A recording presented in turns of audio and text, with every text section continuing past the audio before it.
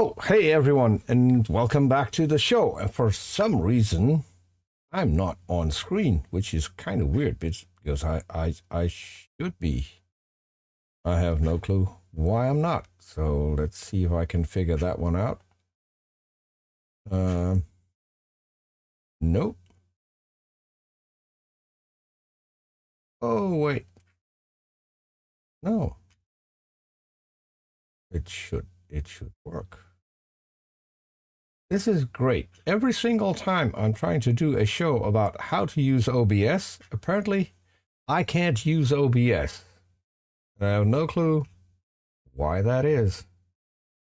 So let's see. Nope, still not working. Am I behind it? No, I'm also not behind it. I have no clue. So let's see. StreamYard mask host. Okay.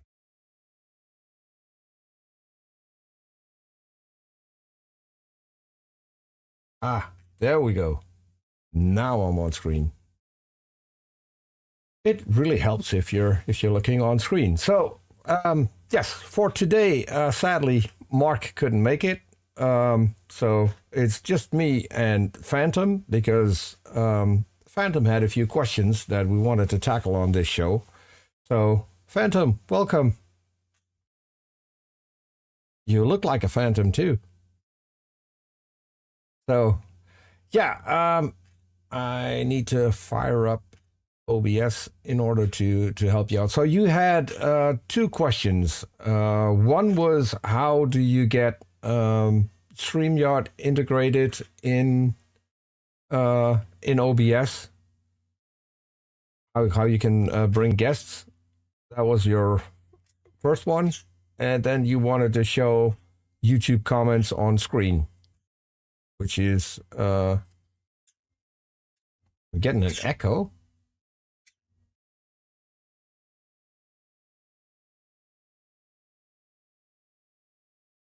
Maybe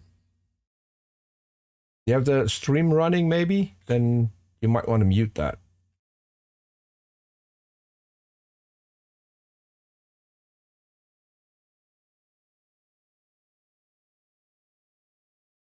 Oh, I know why. Now the echo is gone. Yes. It helps if you know what you're doing. So I just fired up my second OBS, and usually I have everything in that OBS muted, and I didn't have that now, so that's where the echo came from, and you got double audio. So let me say hi to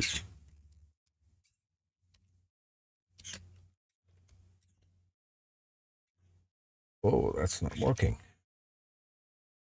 That is weird. Okay, so that's something that I didn't know yet. So I found a way to show the comments on screen, which is it is kind of handy. I haven't done that here so far. So wanna start off with that one. Okay, so if you want to do that, first thing you are going to need, and I'll put the link in the private chat here in StreamYard, and then I will put the link in the live stream as well. Let's see, where's my live stream? There it is. Okay, so yes, this is an extension that you need to add in Chrome. And this will make sure that you can actually show your comments on screen. So I'll give you a few seconds so you can pop that in Chrome, get it downloaded.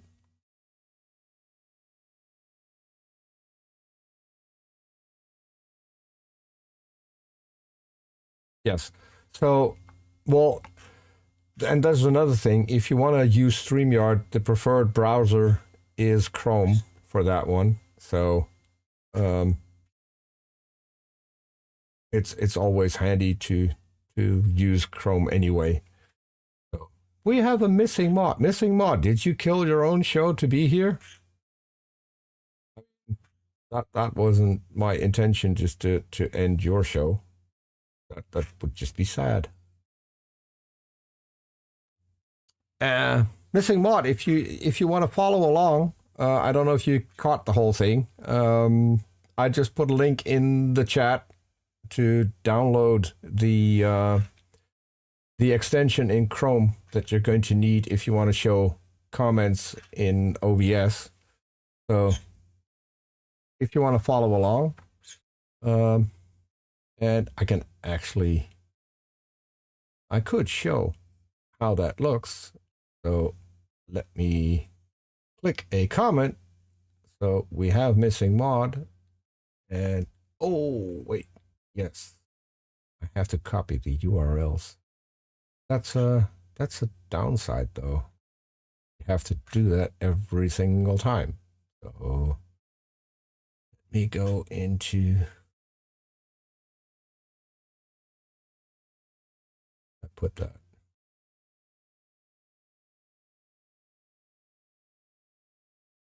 There we go. Okay. This is the horizontal one. Paste. Okay. And now if I click, it's still.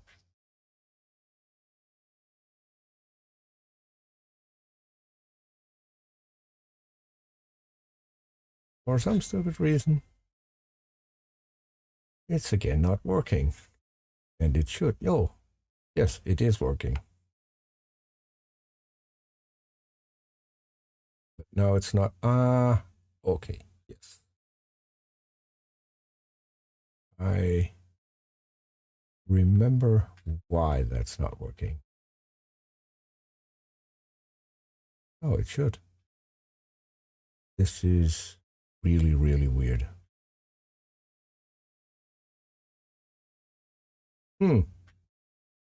Okay.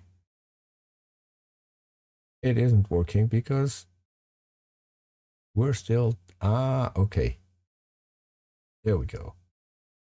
So now it's working. Now we have the comment on screen. So whenever you're ready, Phantom,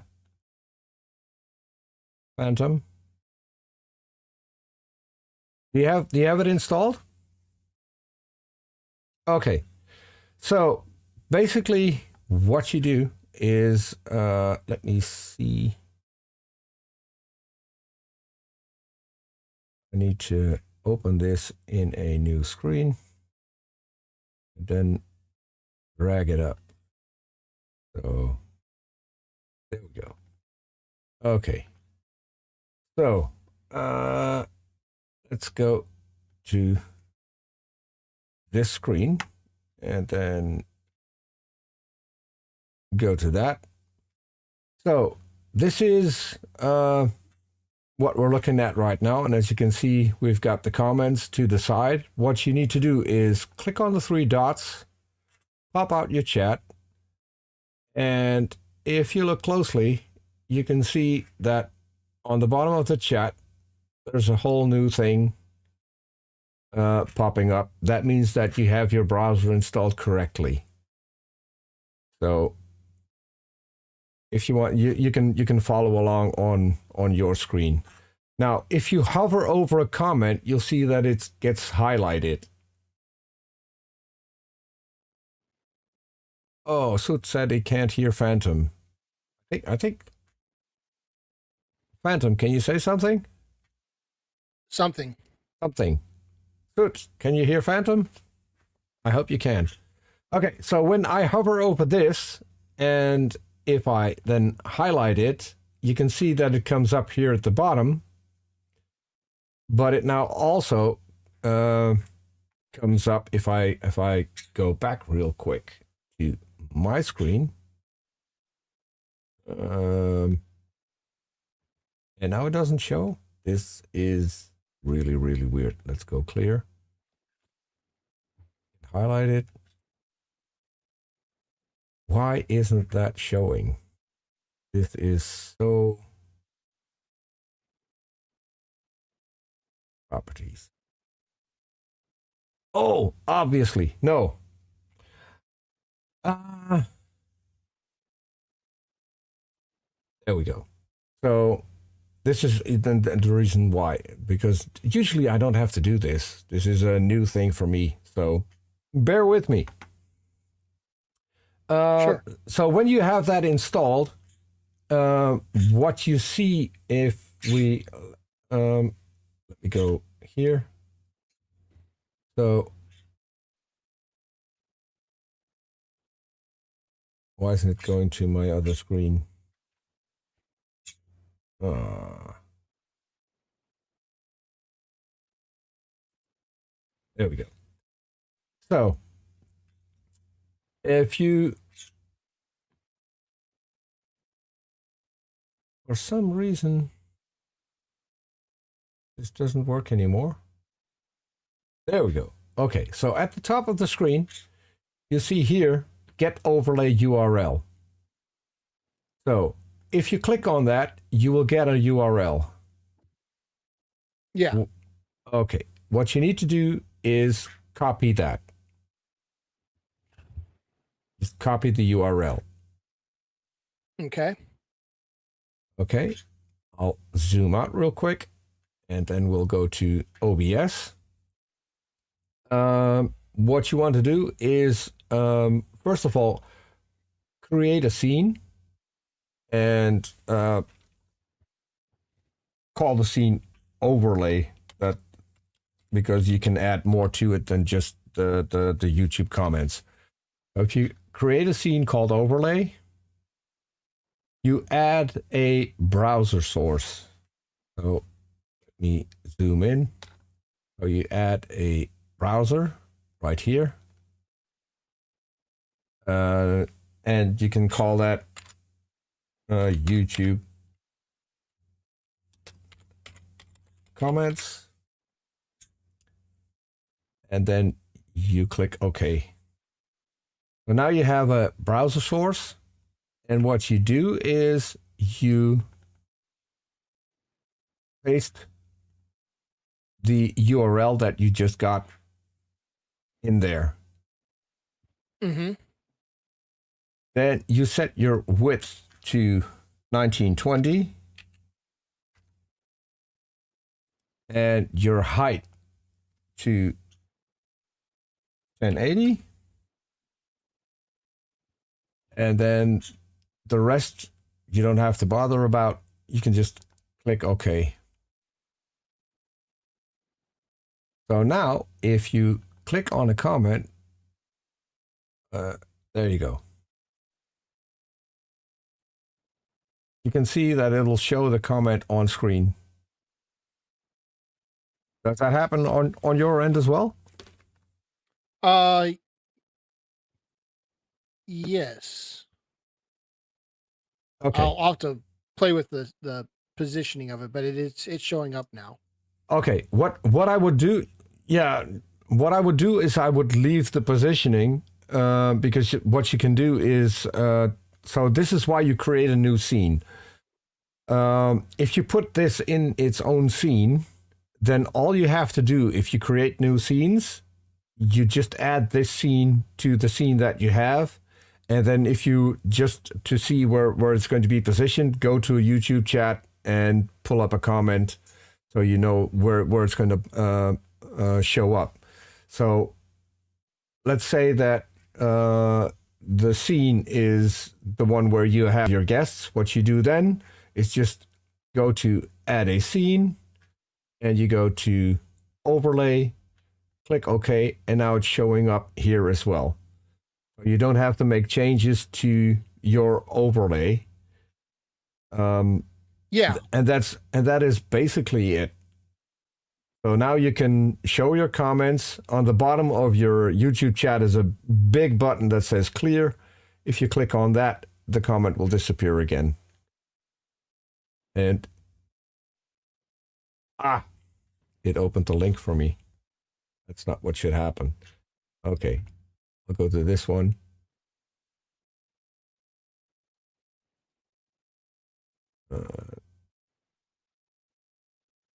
I need to go here. I'll go to this one. So you can see I can now pull up all of the comments and they will show on screen. Right. Okay, so that was the first thing you wanted to do. And that was really the biggest question I had. Yes, and was that. Okay, and let me go because I did have a few more things oh, sure. to say about that. So let me throw this one on top of this, and then we'll go to that window. So at the top, what you should have now is an extension that says Live Chat Overlay. And when you go to Options, you'll get this screen to start up with. Here's where you can customize all of your colors.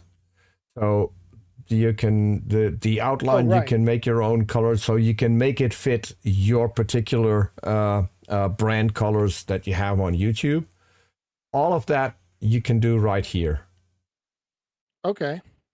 So, and you've got an awful lot of customizing that you can do to your comments to make it just look the way you want to do it. The colors usually are in a hex code, where there are a few shortened ones for black, dark, gray, and white. But there's if you go to Google and you just type in hex code color picker, then you can choose any color, and then you will get the hex code, and you put the hex code in what you want to edit. So that should be pretty easy. And if you have problems with that, just let me know, and I'll help you out with that. So if we go to this, here's where you turn the whole thing on, and it got some version numbers. Here you can add websites that you want to pull your comments from. What I would do is pin it to the toolbar, so you can always go back to your extension the moment you need it. So, and if you clicked it away and you want to go back, just go here to extension. Oh, let me zoom in. Wait, why don't we zoom in? There we go. Okay, so if you scroll down here, you can go to extension options, and that's where you get the menu back where you can change all your colors. So that's fairly easy to do as well. You do have two options. So if you're in Chrome, you can turn it on, turn it completely off, or make it so that it only works when you click the button. I don't like that option because the moment you pop out the chat, it will not always work. So if you're going to use it, I would just always use it, because as long as you don't pop up the chat, you don't get all the extra buttons. So your chat looks completely normal. And I thought that there wasn't a way to hand out this thing to other people, so other people can comment on when you're doing a show. Let's say you've got two hosts on a show, and both want to be able to pull up the comments on YouTube. All you need to do is go here to your overlay scene where you have the YouTube comments, and you make an exact same copy of that. So you, let's walk you through it. You go to here, and you use the other URL? Yes. You basically use the URL that your co-host gets, and you put it in here.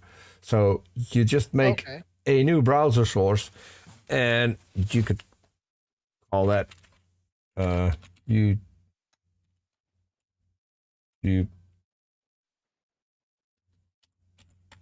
comments. Co-host.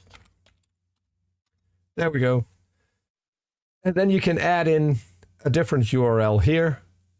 So you will have the exact same thing in the exact same spot showing your comments. The only downside is that if your co-host pulls up a comment, your co-host is also the only one who can clear the comment. And right. So because it's not interchangeable. But it is at least a hack where you can give people permission to show comments, and obviously you can take it away again too. If people are abusing it, all you need to do is click on the eye here, and the comments that are pulled up by your co-host are no longer showing on screen. So that's well, easy. You could also set it up in a separate scene, like make duplicate scenes, one where their comments are showing and one where they're not. Yes, but I mean, then you have multiple scenes and you have to add multiple scenes to all of the scenes that you're using in your show. So I would say it's a lot easier if you put all of the things you want to have in an overlay, you put that in the overlay scene. If you want to reposition it, then you can reposition everything separately. But that depends on how you build your screen, how you want to show your guests on screen. So some people prefer to have the comments on the bottom, I prefer to have them on the top of the screen. So you can, all of that you can customize in the overlay screen, and then you only have to do that once, and you just add one scene to every other scene that you want to use it in, and you're done. So that basically works for all your needs. And then if you want to, you can add animations to this as well. So if you want to, I have an animation of R2-D2 going from left to right across the screen. You can add that here too. But that's all of that is up to you, and we'll cover that in another episode where we're going to cover how to use a free Stream Deck called Touch Portal. Something that I always tell people: if you're going to live stream, get Touch Portal, because it's a completely free Stream Deck that you can use. If you want to splash out and buy the full version, it's going to cost you less than $14, and you have unlimited buttons, so you can basically do whatever you want. And you can even control the lights if you have the lights, the Philips lights. You can control your lights. There's so many functions that stuff you can do. I'm also using it to, and this is still experimental, but I have been able to make the YouTube chat interactive, which means that if people type in comments in the YouTube chat, it can trigger things in my OBS. I have made that working, but I'm still trying to figure out what the best way to use it is, and to make sure that it's not going to be abused by people. So we'll cover that later too. Say again? Is that kind of like, have you seen Dapper Dino? Are you aware of him? I know Dapper Dino. I haven't seen much of his content, to be honest, because I think he has something set up where, like, when someone puts a certain emoji, it'll trigger a sound on his stream. That's possible. It's possible. Yeah. Yeah, I mean, there are several ways to do that. And so I think with the emoji thing, I think he's using something like StreamerBot or something that I at least I know that can do things with emojis and sound. So it's possible. Sure. It's possible. What I have done is that I can literally trigger anything that I want. So I can trigger specific scenes. I can if you want to blow up the host, I could make that happen too, which I think some people would like, but I'd get blown up during the entire show. So I'm not sure if I really want to do that. But well, I am going to cover that on a later show. So far about this, do you have any questions, or do you want to go on to the next thing? No, I think that worked. Let's go on to the next thing. Oh, one thing that I should add, this one also highlights, if it's a super chat, it will highlight that separately below the user profile picture. It will show that it's a super chat and the amount of money that was donated to the channel. So, and I think, I'm not sure, the earlier versions was, if you do that, then the whole thing is colored in gold. So it's slightly different from the standard YouTube comment. I'm not sure if that has been changed over time, because obviously, if you're going to use this, the person who made this needs to be adapting it the moment YouTube changes, because that does happen over time. There are going to be changes made to YouTube, and then you have to implement those changes in anything you use to show things on YouTube. But I mean, this one, at least I know, is safe. The moment there's an update on YouTube, they're going to implement it here, so it will always work. So that's, at least, that's a good thing to have. Well, it also seems like it relies on their server. Yes, because you're going through their server. I think you've noticed that if you get the URL, you get the URL from the server of the guy who created this, and it's going through his server, where the YouTube comment is converted into a browser source that you can use in OBS. So that is basically it. Okay, so let's move on to your next problem, which was bringing in guests in OBS. Sure. Yeah. So my first question would be, do you have the paid version or the free version of I'm using the free version. Here's what I was looking at. When I bring someone a video in, it's just really low quality. And what I was thinking I'd like to do is, I noticed that the videos actually come in their own elements. And if I could split those out into separate windows, I could have a better quality video for them coming in.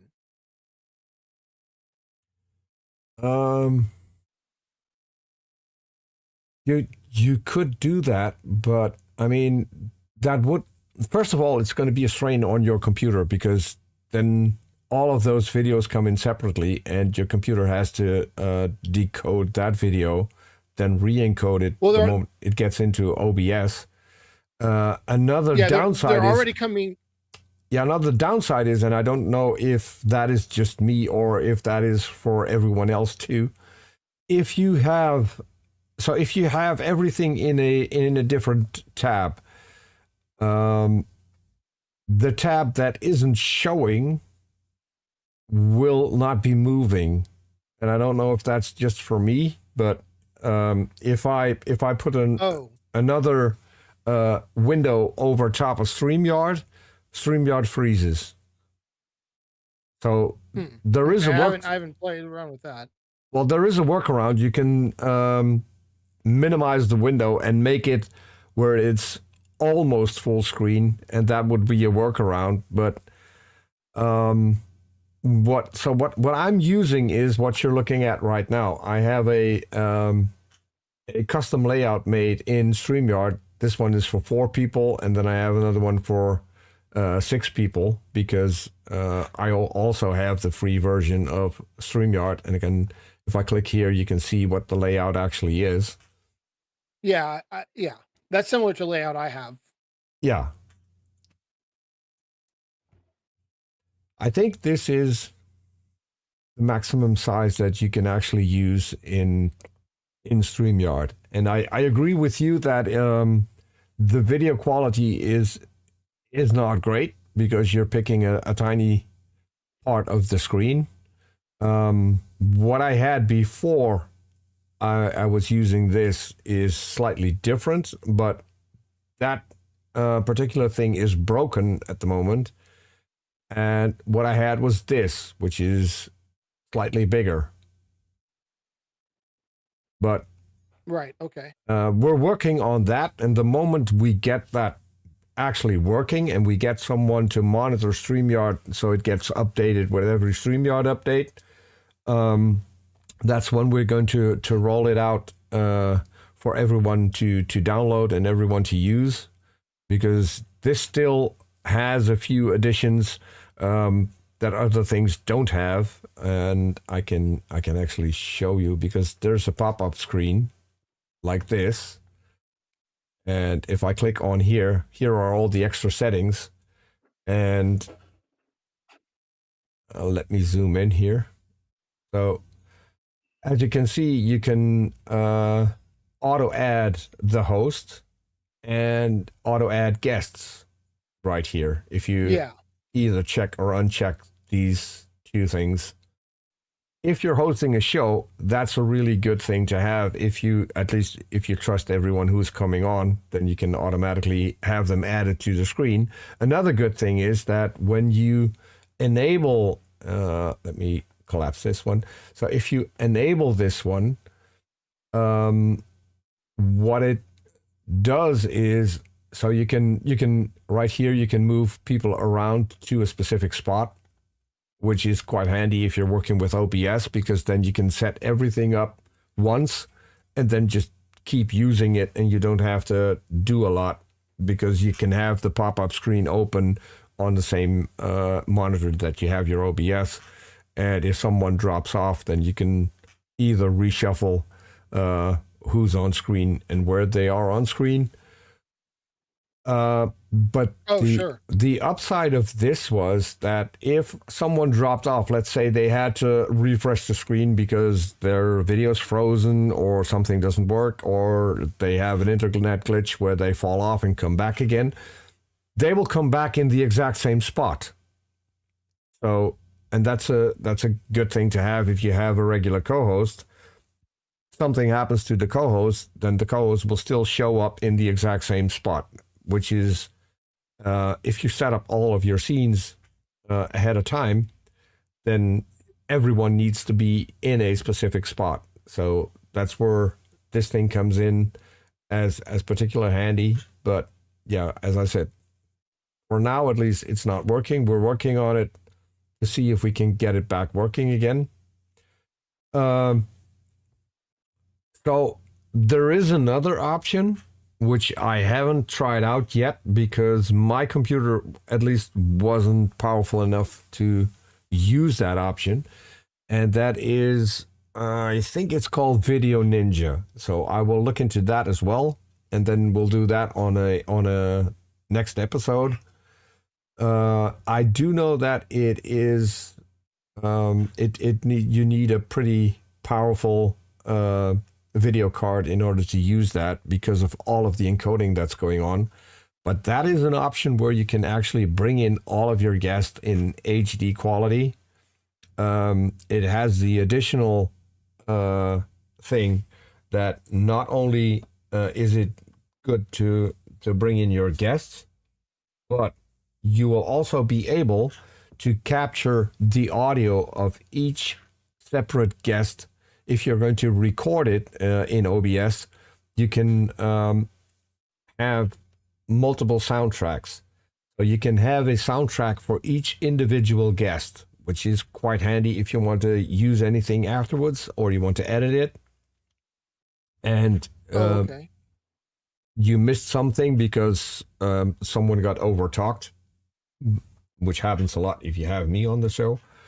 But then you will still have the separate audio of that particular person, and you can use it in your recordings, which is an additional bonus for using Video Ninja.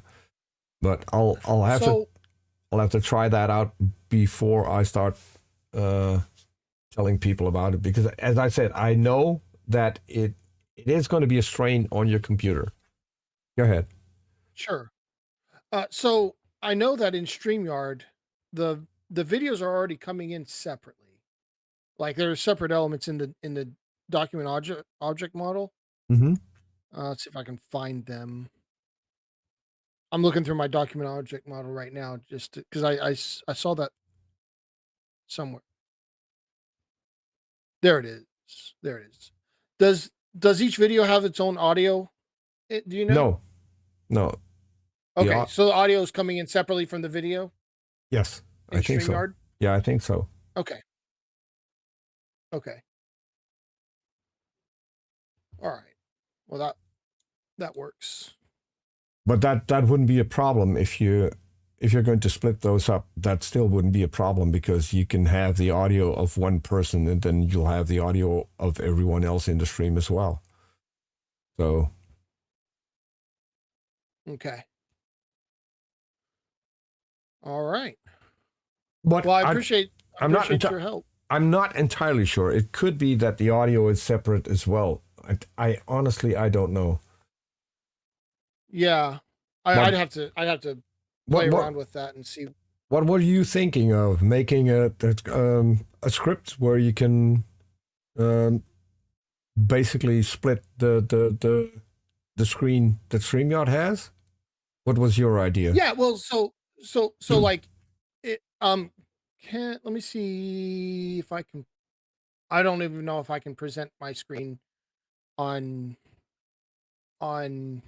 the way you've got it set up. But you can see it. Yes, you can. Okay, I'm going to present my screen, and I'll just show you what I'm looking at. Let's see.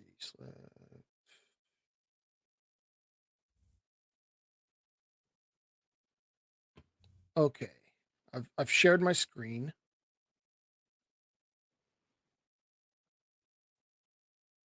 Okay. And now it's all weird because there we go. If you look at can you see what I've got, like a blue box around? Yes. Okay.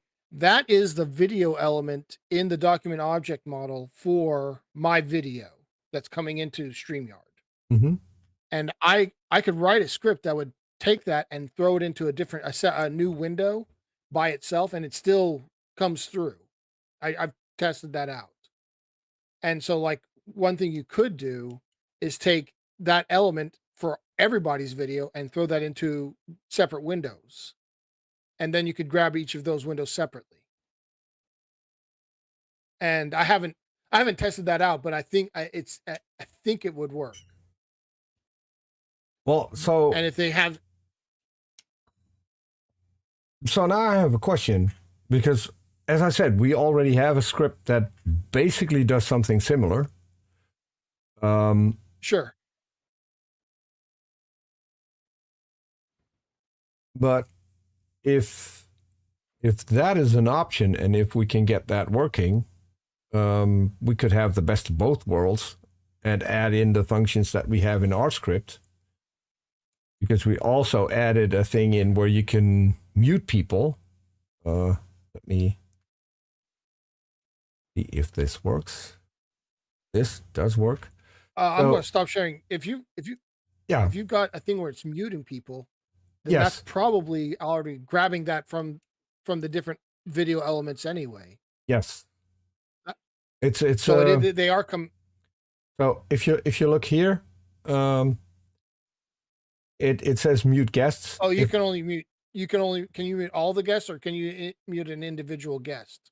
That was experimental. We're still working on that. When the person who made this script got some severe health problems, so they can no longer work on this, and that's also the reason why it's no longer working the way it should. The thing is, though, if you mute people here, they won't be able to unmute themselves anymore, which is a function that StreamYard doesn't have. Yeah, because it's muting them on your audio that's coming in from wherever they're sending. So they wouldn't have any control over that. It's muting them on your computer. No. So as far as I know, what this thing does, if you tick that box, mute guests, it will keep checking every single guest. So the moment they unmute themselves, this thing will automatically mute them again. Okay. So that's how this was set up. That's the part that I know. And then down here you have a button where it says unmute all, and then everybody would be unmuted again. Okay. But maybe if it's possible, we have a guy working on the script at the moment. If you want to join in, I mean, you would get the credit obviously for the work that you do. The whole thing is already on GitHub, where he broke it down and put everything on GitHub, so other people can join in and help make this thing work. My goal is to make a tool that everyone can use, and everyone could use for free. Because all of the things that I've been doing, everything that I've been doing has been for free. I mean, I'm not making any money off of this or any other show that I do myself or where I produce for people, because this is my contribution to the community. So if we can make that work and we can give that out for everyone free to use, that would be my goal, at least. But we can hook up after the show and then see whether or not we can hook you and the other guy who's working on it up. So maybe you can have a chat together and see whether or not this would be helpful. I would still like this version to work again, but if we could have two different versions where you can, if we can get that working, where you can put up put everyone's video in a separate window, that would also be cool, because then you could make better video because you've got everyone in HD. And if you then go to a separate person in your show, you'll have the best video. So obviously that would be great. Yeah, that's kind of what I was thinking when I started looking into that. Mm-hmm. But I was actually kind of surprised that their stream. It seems like StreamYard streams everybody's video separately to you. Yeah. Yeah. And that seems kind of bonkers to me, to be honest, because that's a lot of data coming into you just for that. Yeah, but it also would mean that if you split it up, there's no extra load. There's no extra load on your computer in order to decode the video, because it's already doing that right now. Yeah, no, you're not going to add any processing power to the displays. The only processing power you might have is grabbing screens individually if OBS is not doing that already. Mm-hmm. Like if it's grabbing the screen once because you're using one source in OBS, and it says, "Oh, I'm using the same source. I already grabbed that screen. I'm not going to grab it again." You might have saved some processing power on that, but I wouldn't know. I haven't tested that to see if that's actually what's going on or not. So that is how I'm doing it. What I'm doing is basically I grab the StreamYard screen, and then I will set up a scene with let's say one specific guest. We can go through that. I can. I mean, you can do it for your show. We've gone through that. I'm just not sure if OBS is grabbing it 6 times or if it's only grabbing it 1 time and knowing it's going to use it the same screen grab 6 times. That's what I was saying. Yeah. So that's really not. Why? Oh, there we go. Okay. So I'll show you what I do when I'm using this. So let's go ahead and click on the plus sign, and I'll name it guest one. Wrong keyboard. Guest one. There we go. So what I'm adding here is a window capture, and I'll call that StreamYard. There we go. Click on this, and then we need to go to StreamYard. There we go. Capture method automatic, that still works. I don't want to capture my cursor for this one, just to make sure that that works. And then I'll click OK. So what I have now is the StreamYard window. And by holding Alt, the Alt button on your keyboard, you can drag this in and just, let's crop you for this one. There we go. Oh, I forgot one thing. I need to go back, and I need to set it to my 4 people layout. Put it there. Okay, there we go. So and now it's going to be slightly different. So here's where I can just crop you out like that.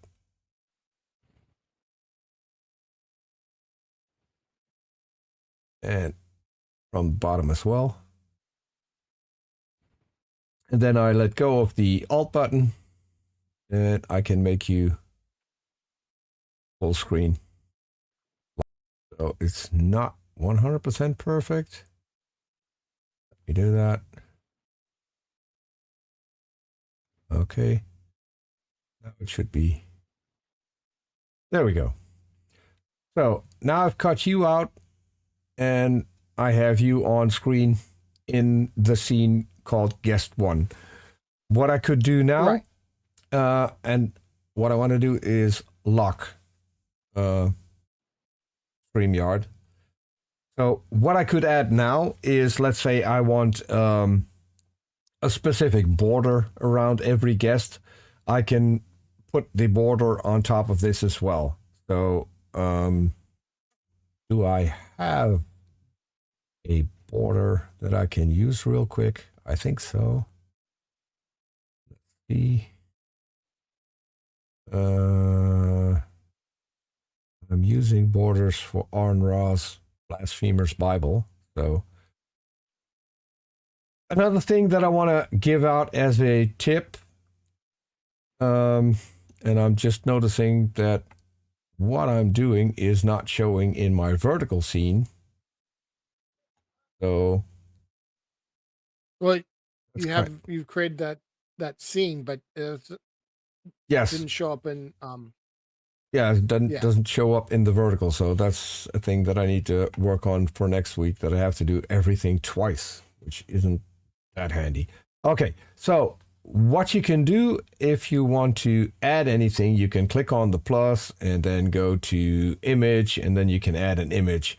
What I usually do is, because I have 2 monitors, which is, I think, a bare minimum if you want to use OBS, what you can do is just open up, like I have here.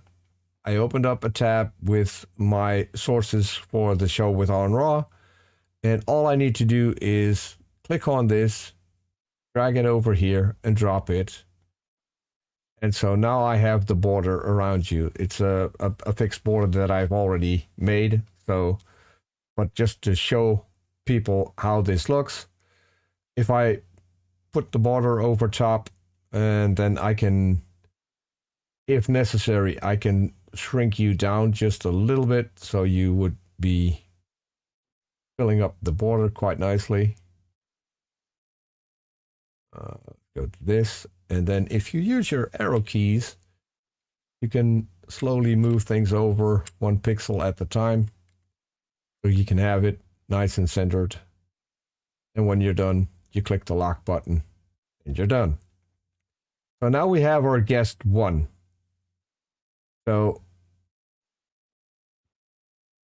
for all intents and purposes, let's duplicate the whole scene and name it guest 2. So now we have guest 2, which is basically the same guest.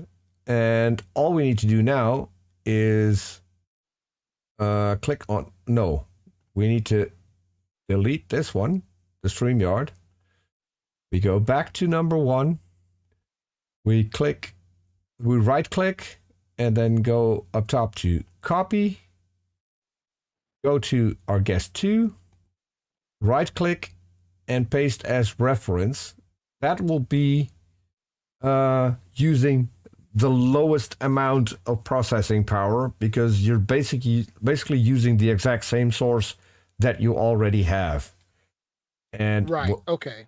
What you can do now is, because it's I'll add guest number 3 for this one, which is the furthest away from what we have. So I'm going to crop again,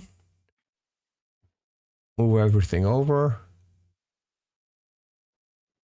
go down a little bit, and then go over to the side. I can drag it out to where, okay, there's guest number 3. And because it's not really showing up, I can do it like this, where I can actually see where the split screen is. Drag this one in. Now I can drag the top in, expand the bottom screen until I have the full person. And then put this here. And then drag it down so it's below the border. And now I have my 3rd guest. So, and this won't affect this one. As you can see, it will just hop over. If you now want to make a layout, which would be our main scene, is all you need to do is go over, add a scene, add guest 1. There we go. And I'll shrink that one. Click on the plus sign again, add another scene, add guest number 2. There we go. And you can position those wherever you want them on screen. Obviously, you have to make sure that they're the same size, which I think.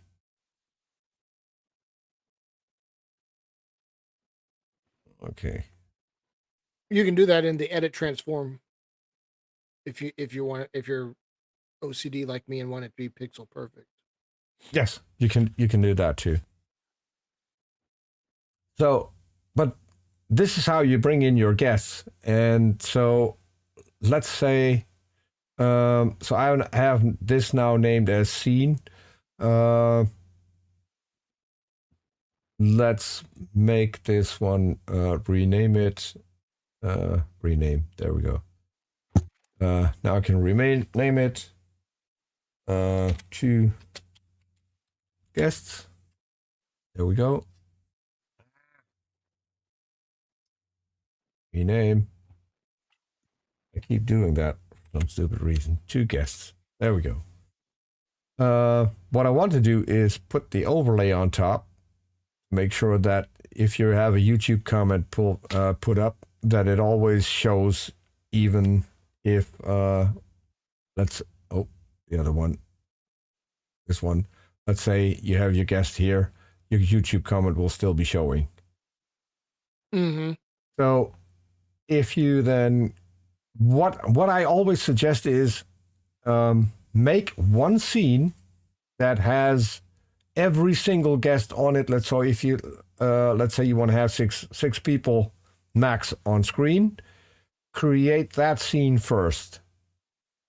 And what you will do then, once you've created that entire scene, so we've only created 2 at the moment, but let's say we've created 6, what you will do then is duplicate the scene you made. And let's say you want to go,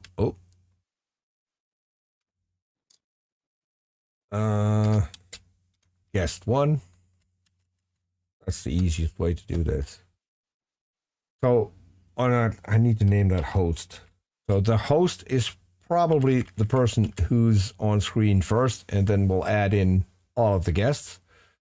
So let's say in this particular thing, you are the host, Phantom. What I'm going to do then is, obviously, I'm going to take you and put you on top, and then make you slightly bigger, because this is where a scene where it's just you. And I'm going to hide the other guest right behind you, and then I will lock everything so it can't be moved. What you get then, if you go from the host to, let's say, 2 people on screen, if you have the... I need to put this one on top as well. What you need to do is you put the guests in priority order. So you have the host on top, guest number 1, below that, guest number 2, guest number 3, and so forth in your scene. That means that if you do this, the guests will be hidden behind your screen. And this is how you can pull up multiple guests. All you need to do is you make sure that the rest of the guests are hidden behind your screen, and then you have it nicely animated as well. It basically doesn't matter. Let's say if we had paste, and we'll paste it again. So now we've got 4 guests, just to show people how this works. Wait a minute, where's my guest 1? There's my guest 1. I need to put that one on top. Then this was my guest 2.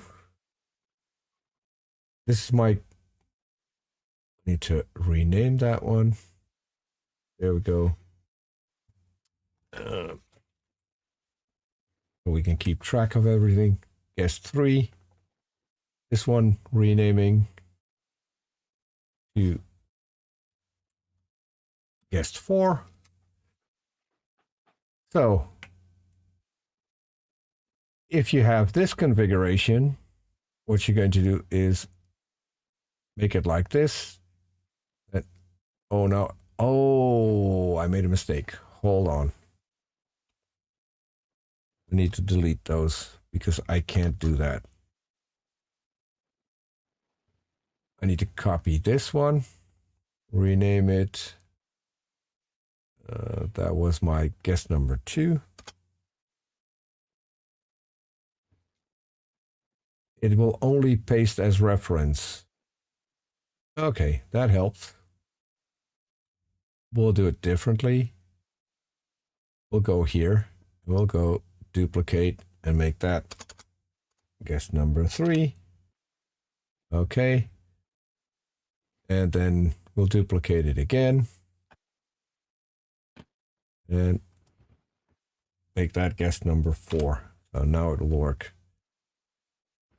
So if we go here and we add in those new scenes, guest number 3, and we'll add in guest number 4. There we go. Now I can put them in the correct order. So now we have 1, 2, 4. Let's see, guest number 2 needs to be up here. And I'm just going to do this roughly. I'm not going to be pixel perfect. Sure. The ones that you've done, you will want to lock. So guest number 3 is going to be here. Lock it. Guest number 4. And as I said, what you want to do is start out with a scene with the most amount of guests that you're going to have on your screen, and then start duplicating it from there.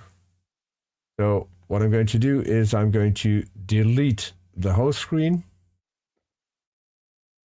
I need to put my overlay back on top so we can see our comment. And now we can see that it's over top of that particular guest, so we can put it down here. So what I'm going to do now is I'm going to duplicate this scene, rename it, and I'm going to call it host. And for this one, I'm going to unlock all the others. First of all, I'm going to start with, not the overlay, this one. I'm going to start with the host, make the host full screen, put him in the center. Guest number 2 is going to be hidden behind. Guest number 3 is going to be hidden behind. Guest number 4, hidden behind. Locking them. If you then go to here, you'll see you've got a nice animation where they pop up. And so what you can do is, hold on.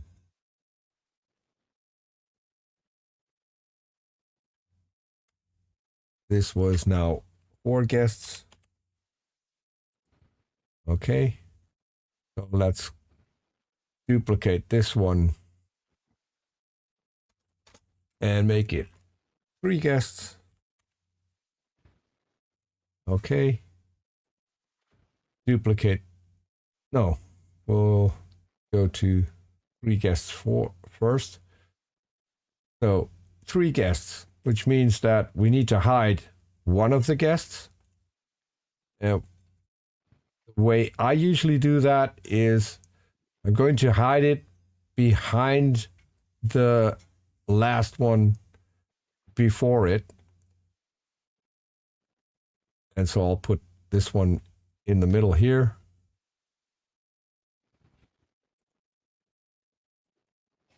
And hide this one here. Then we're going to duplicate this one. And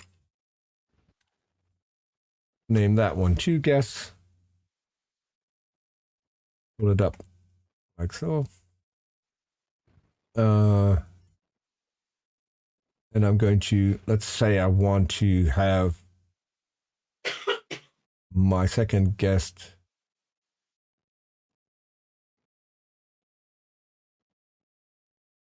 hold on, this one. Should have named that one host. So let's say I want to have a screen like this. Then obviously make the host slightly bigger too.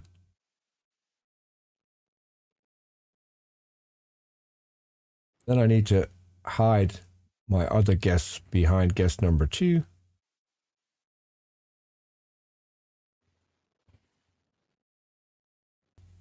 So now we're set up. You can start out with just a host. If you're going to go to 2 guests, you're going to have 2 guests, 3 guests, and 4 guests, and you will have a nice animation between all of the scenes. And it'll also work if you're going to go to 2 guests, they will nicely hide. If you're going to go from 4 guests to just the host, that works too. And all of that is done with the move transition. And I think we covered the move transition in our previous show. So if you want to learn about that and you haven't seen that particular one, that's where you can go. So yeah, I think we went over move transition at some point. Yes. So that's basically it. All right. pretty much everything you want to do, and have it so you can at least have a decent animation in everything. And obviously you're going to add your background, and if you have any overlays, you can use overlays. You can put your logo on top of the screen, all of that. I mean, I think that's pretty much self-explanatory. I'll go back to, I'm still in Arn Roth. There we go. So I'll take a logo from here, my producer logo. There we go. Let's say you want to have a logo on screen as well. You can do that here. And if you forgot that, if you forgot to add that while building your scenes, the easiest way to do this is to, to just put it in your overlay, right? No, because if you're going to, as I did now, I moved the overlay. So that's why I said you want to make sure that if you have your chat highlight, that it's on the specific spot. So I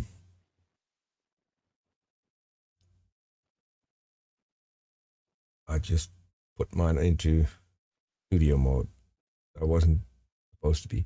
So let's say you forgot this one. So now it's only on the 4 guests. What you're going to do is you're going to go to copy, go to the next scene, right click, and then paste as reference, and it will copy on screen in the exact same spot. So you can then go over and add it, just paste as reference, and as you can see, it'll add things to the exact same spot.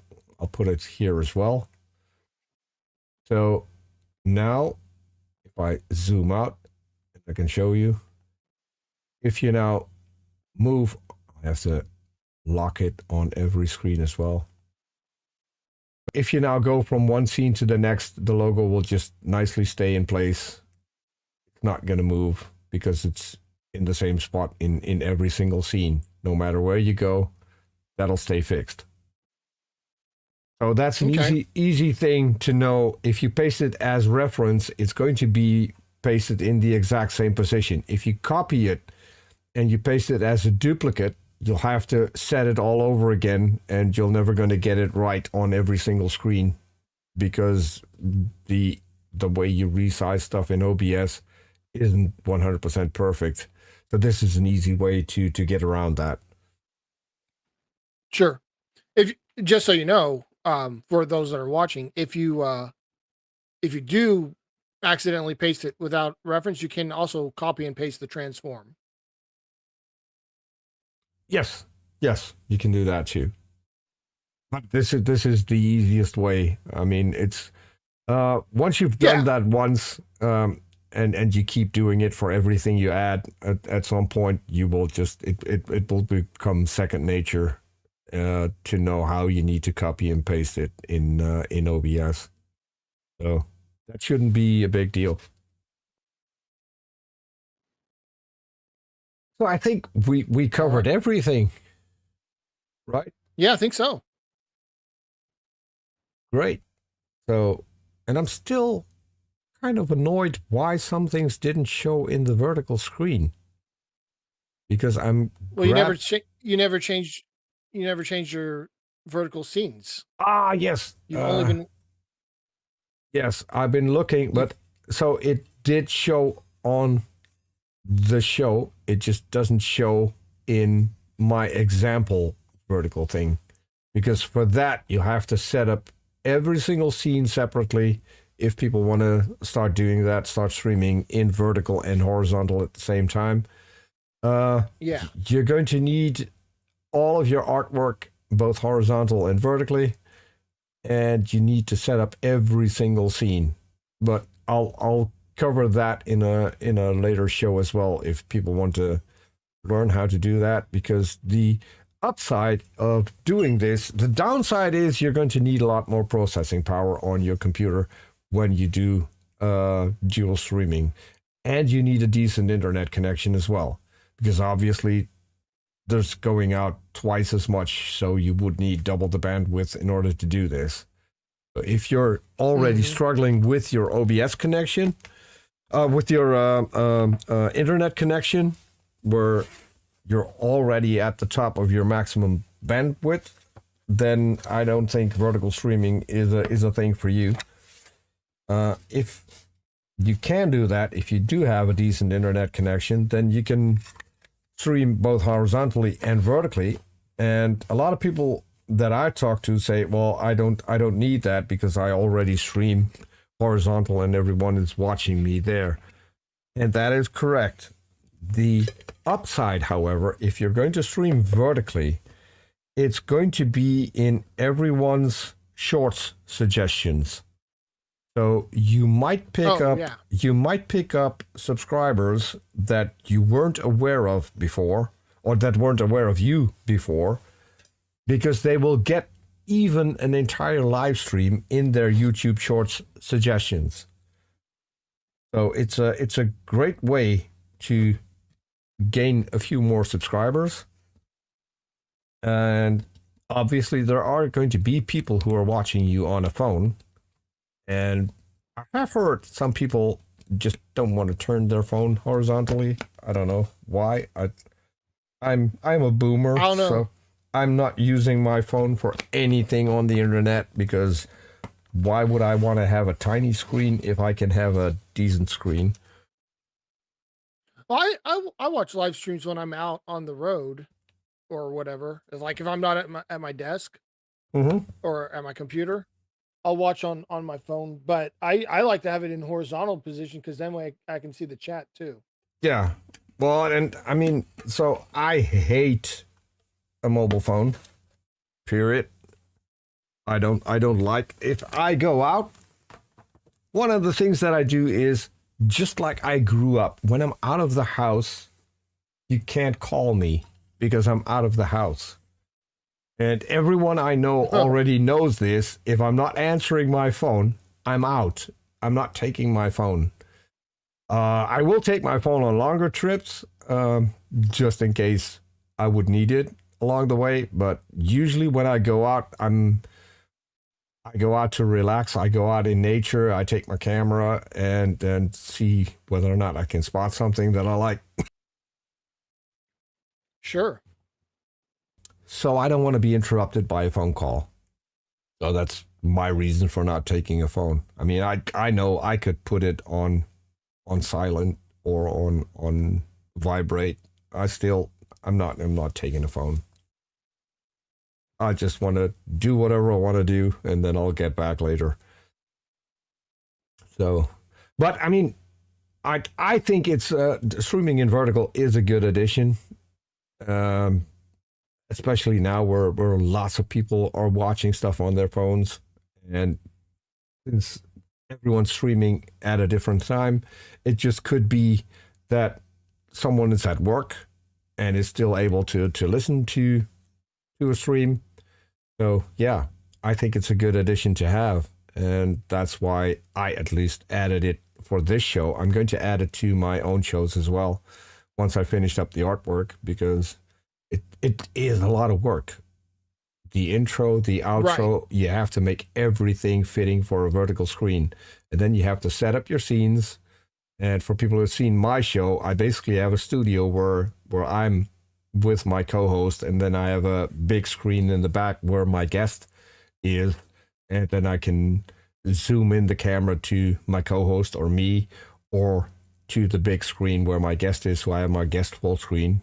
This is because I want to have my guests on screen all of the time, and the host and the co-host are not always needed. So when my guest is speaking, I will have my guest full screen, and you won't see the co-host or me. And yeah, so I have to redo all of that, because that setting isn't great to convert into a vertical scene, but I'll get that done too. And once I have, I'm going to stream my own shows in both vertical and horizontal at the same time too. But yeah, it's a lot of work. And yeah, it sounds like it. And so when you're doing dual streaming like that, and you like, if you switch do you have to switch the scenes in both of them when you switch scenes? No, that's the cool part. It syncs that. Yes, okay. I can actually show you that. If hold on, if I move my OBS over to here, there we go. So this is the one that I'm using right now, and as you can see, I've got all my scenes here. One tip that I wanna show people. What I do is I create one scene, and I will just title that main scenes. Here you have my main scenes that I use for the show. Then I have global scenes, so things that I can use to add into. As you can see, I've got clap here already, which is where I can add an applause or booing, which I'm still trying to set up and get working. But so these are my global scenes, which means these scenes will be in every scene, apart from obviously the waiting screen, the intro, and the outro. But in every single scene, these will be. This is an easy way for you to remember where your scenes are. It's an easier way to find, because if you're like me, you're going to have, and I can show you that too, you're going to have a ton of scenes just in one specific thing. I've got my soundboard in here because I use this setup when I join other people's live streams as well. But this is an easy way to separate your scenes so you can find it easily. And so for the main scenes that I have here, so waiting, the intro, host, and then studio full is where I have my up to 4 guests. These, I'm at the bottom. So here I have those two. The difference is I put a V in front of it. So vertical waiting, vertical intro, vertical host, all of that. And then obviously I need to copy my global scenes as well. So what you can do then is, let's say we are on, I can go to the host scene, which is basically this one. And now there we go. So what I can do then is, so here's the host scene. Obviously I have a host scene here as well. And if you right click on this, you see we have linked scenes. And I can't see it because you're on the host scene. Yeah, because I'm on the host scene. Hold on. There we go. So zoom to mouse. There we go. So I have the host scene. Let's scroll up. There we go. If I right click on that, you have linked scenes. If you go here, it will show all the scenes that you have in your horizontal layout. So, whoops. So you can link it to what I've done here, host. Okay. That means that the scenes will switch over with everything you do. So if you go to the host scene on your horizontal layout, you'll go to the host scene in vertical, it'll be automatically linked. So that's... All right. What happens if you... Can you link... What happens if you link 2 vertical scenes to one horizontal scene? Will it let you do that? Yes. But, I mean... What happens when you do that? Well, I mean... I'm just curious. I like... Go ahead. Hello? Well, if you link it, to no, I don't think that that's possible because you can only link one scene. So if I would say I would link it to, oh, it does work. That is weird. Well, what you're doing there is saying if you're in Studio Full or Host, show this on the vertical stream. Yes. Okay. Yes. But what if you go to a different vertical stream and have two vertical streams linked to the host? It doesn't work. It only works from horizontal to vertical. So you could. Right. So it won't let you do that. No. This is. Okay.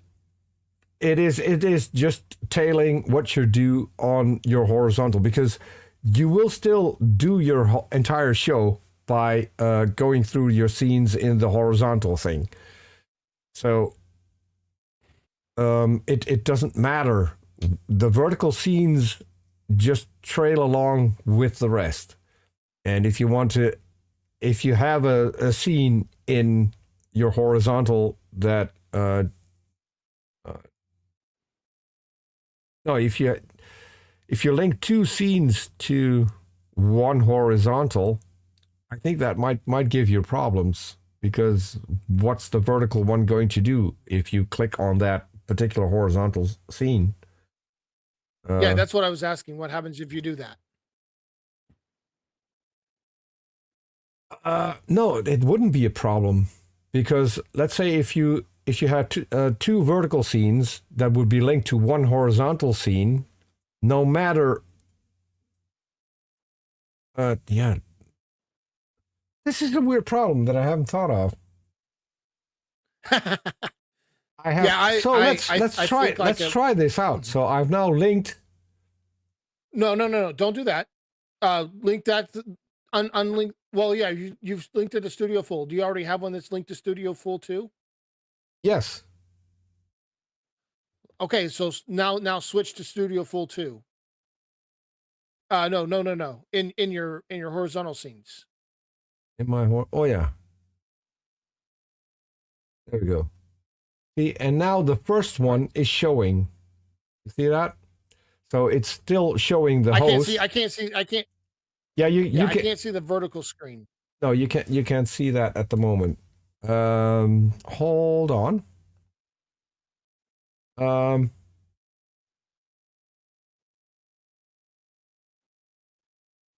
No, you can't because I'm using my camera. So I'll have to describe it to you. So what happens when I do that is if I click on Studio Fall 2 in vertical, it's going to show my host screen. So it's going to pick up the first one you chose. So let's go to where did I do that? Okay, I see. I just pulled up the stream in the vertical stream. So it's doing whatever the highest one in the list is. It is, yes, it is doing whatever the highest one is. So if I go now to this, now it's no longer working. This is cool. Hold on. Now it is working. Let's see. Linked. It unlinked because I already had one linked. So it's going to unlink a scene that you already have. Yes. Okay. So it will only let you link one vertical scene to a horizontal scene. Now it's working again. Now I can go from 1 to 2. So don't do that. Just link it to 1 because it's going to.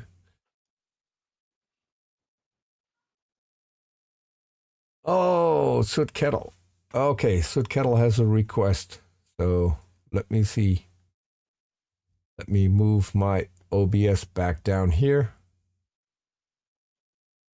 And then go to my zoom to mouse screen. Soot Kettle had a request. He says, I want to see what OBS looks like when he's producing for Arn. So let's go to the scene collection. Blasphemer's Bible. So I'll switch over to Blasphemer's Bible.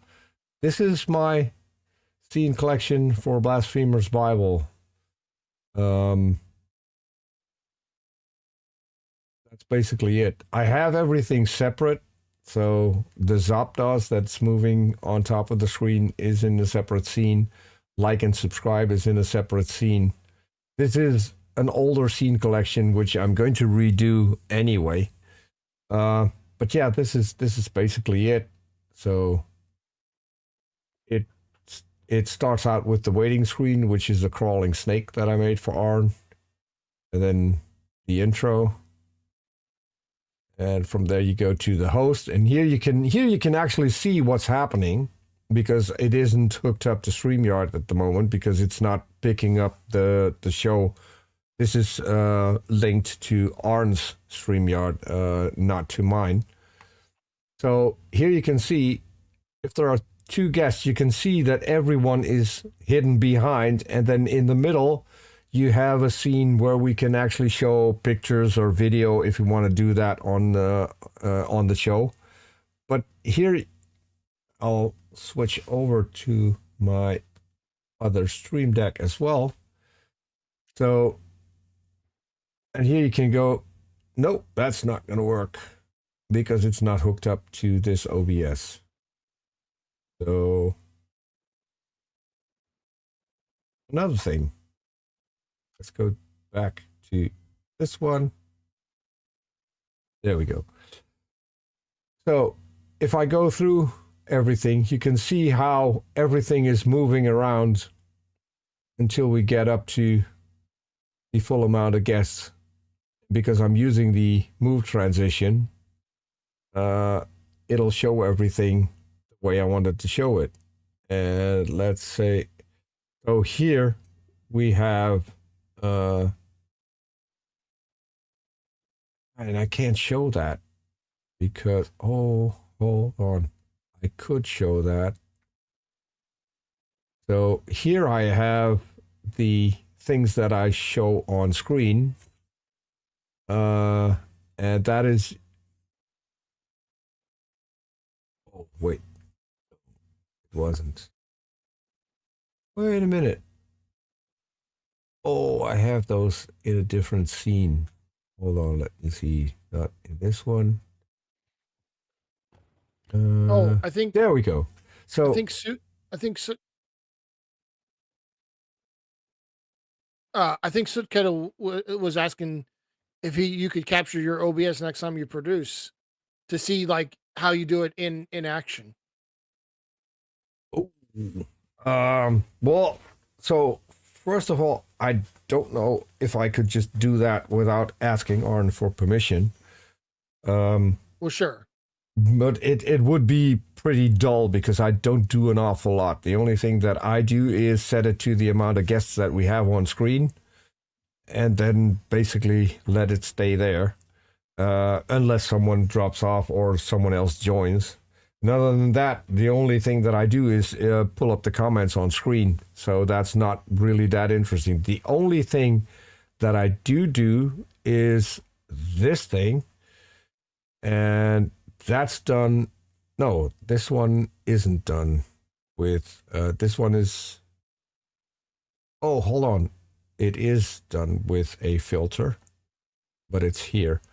So, and I've been stupid because I didn't rename anything, but here at the bottom, you see the ghost. Basically what happens is if I enable the filter, as you can see, the ghost is moving across the screen, and it goes within a millisecond, so you can't see the second one, which moves the ghost back to its original position. That's in 1 millisecond, so you can't see the ghost moving on screen, or even the eye light up. This one is Arn praying. And if I then hit the button again, he disappears again. Same with this one for Tomer's. I haven't finished my commentary yet. And if I click on that filter, he's going to disappear again. And all of that is done with the move transition as well. We covered that in the first show. So that's basically how you set this up. The only one that's different is this one, because this one will automatically go to the next transition and do that transition. So every single time I hit that button, the ghost will come from the left and go to the right. So that's what I'm using. And if I want to mess with Arn, I'll have him pray on screen. This is Arn as Jesus when he was a younger guy. So I thought it was kind of cool to have this one on there as well. And Arn doesn't mind me messing with people. So, and then I have another one. I have John Travolta that I can show, who's going to click come on screen, and and then I have Tomer off topic. So this is my cartoon version of Tomer. For those who have seen Tomer's face, it looks like Tomer. Tomer told me that this was very accurate, he said. So that's what I show by pushing a button on my Stream Deck. And Tomer can get mad because we're going off topic. So that's basically my stuff. And if we want to show something, you see scene number 1. So here we can show pictures. The last one I really crushed Arn, because Arn will when he's doing a debate, he will always talk about things that are impossible. And one thing that is impossible is a cow jumping over the moon. So recently I took this picture of the moon. And I told Arn, no longer impossible. There you go. There's your cow. Well, hold on a second there. Where's the moon? That's the bright thing in the middle. Oh, that looks like the sun to me. It looks like the sun, but it is the moon. So in order to get this, I had to be quick, and I didn't get my camera out. I just took this with my phone, and so it's crappy. Because okay. I have a Windows phone. So a Windows phone? Wow. Yes. No, a Microsoft. No wonder you don't like to use it. I have a Microsoft phone from 2004 that runs on Windows 8, I think. And none of that is supported anymore. So 2004? Yes. No, Windows 8 wasn't out in 2004. No. But the phone is now running. I've updated, so now the phone's running on Windows 8, which was the last you could get on your phone, I think. But it's no longer supported, so I can't have WhatsApp, I can't have Twitter, I can't have Facebook, I can't have any of the things that you can just download as an app, because it doesn't work anymore. It's no longer, it doesn't work. The last thing to stop working, I think, was WhatsApp. And some people still, why don't you have WhatsApp? Because I don't have a new phone. And they stopped supporting the operating system, so there's no way I can get WhatsApp on there anymore. Which is good, because that just means that I'm not interrupted that often. So, right. But yeah, this is basically, I used to have this scene where I had, or what I would do then is transition to this, and then it would say, I haven't finished my commentary yet, and now I've animated that, so this scene is pretty much redundant. I do also have Arn in there. Probably, I don't know if is there going to be audio? Let me see. Filters. Audio mode. Oh, I'll have to duplicate this one, because that's how I usually do it, and then put it on my cable. Close. Now it should work. What's the point? Exactly. So I have that too. Arn saying, "What's the point?" Did you have audio right now, Phantom? I heard it. Yeah. Yeah. I heard it. Yeah. Yeah, it also went out on desktop audio, so it did work. And I don't think if Arn, I don't know if Arn's that happy with this one, but I haven't used it much, so there is that. I've used it off screen, I think, once. I'm not. This is one that I'm not going to use when we're live with the show, but I tend to mess with Arn every once in a while, and Arn messes with me. If you look at the pinned comments on every show, he's always trying to mess with me through the pinned comments. So that's cool. It's nice to have that kind of relationship with people. I mean, yes, I consider myself extremely fortunate that I'm actually able to work with Arn, because that was not something I was suspecting that I would do. I mean, I was hoping to get him on my show once. That would have been enough. But yeah. And so it's not just the shows. I also sometimes come up with people that he might want to have on his show. So if you watch The Line recently, you saw Natalia Reagan on there.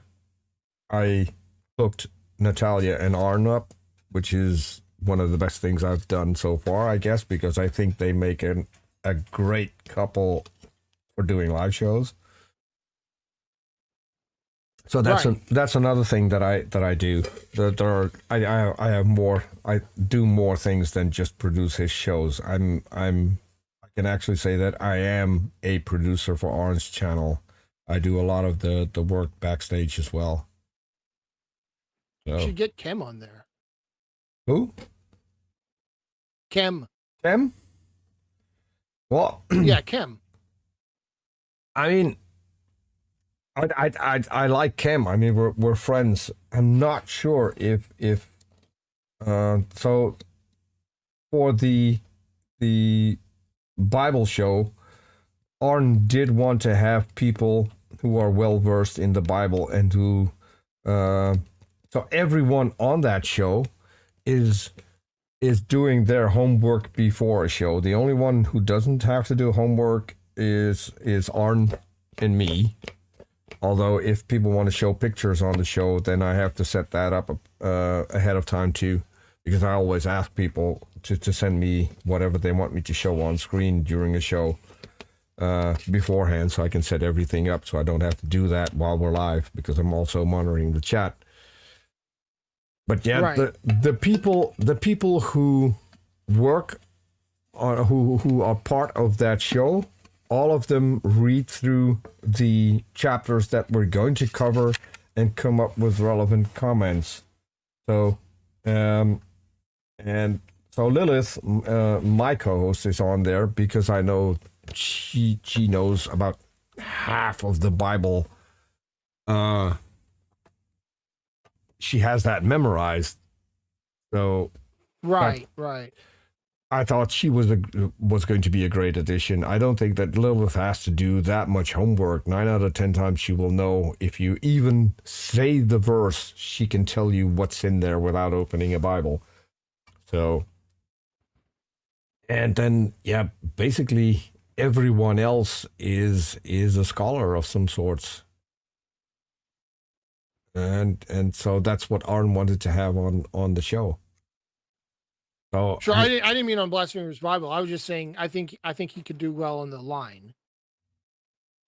Yeah, but so I'm not sure. So Jimmy is vetting people even more than I do. Oh, so, okay. And I know there's a lot of people who want to be on The Line, and they all get turned down. They all get turned down because there's a waiting list of people who want to come on, and people who Jimmy has already vetted. So I'm not sure. Even if you would get through Jimmy's vetting process, you still might not be able to come on the show. So I don't know. It's a popular show, and obviously, if you're going to be on that show, you're going to gain a few subscribers because people will follow you to your channel. So that's another reason why people want to be on the line. But yeah, so that's a show that I'm not affiliated with. Although I talked to Jimmy about a few people who have since been on the line. So he does listen to other people who are producing or making their own shows, and he takes suggestions from them. But yeah, so as I said, that's not something where I can do a lot. I can point it out, but Jimmy, the one of the criteria that I know is that if you want to be on the line, you have to have had a public presence for several years because of okay. Yes, and this is I think it's a good thing, because if you're going to be on a show like that with that amount of viewers and that amount of haters watching it, you have to make sure that if people will want to go out and try and dox you, that you're secure. You have to be able to cope with some of the stress that comes with being on a public show. So I think that's a good thing. If it's your first time out on YouTube, there are a lot of things that you don't know about that could be happening to you. And I think for going on a show like The Line, it's best to be well prepared. Sure. And know what you're getting yourself into. And so if this is why he put that in, if you've been on YouTube for a long time, probably you've gone through most of what can happen to you, and you're able to cope with that. And that's just because Jimmy cares about his hosts. He doesn't want people to get into all kinds of problems because they're on his show. And I think that's a good thing. Yeah, sounds good. Okay. So, well, I guess we went through pretty much everything. Is there anything else that I may have forgotten about these two topics? No, I think I got my questions answered. Okay. Well, then I appreciate the time. Yeah, I think we're gonna wrap it up. To me, this is fun because now I get to help people in real time. But also, if there's someone else who says, hey, I need help with this, I can actually direct them to a video. And so I don't have to explain things over and over and over again. I mean, for certain people, I will still take the time and do this in person. And if I have time, I probably do it for everybody. But it's good to have this on video. So if people want to have a quick look, they can go here and see if there's something there that might be helpful. So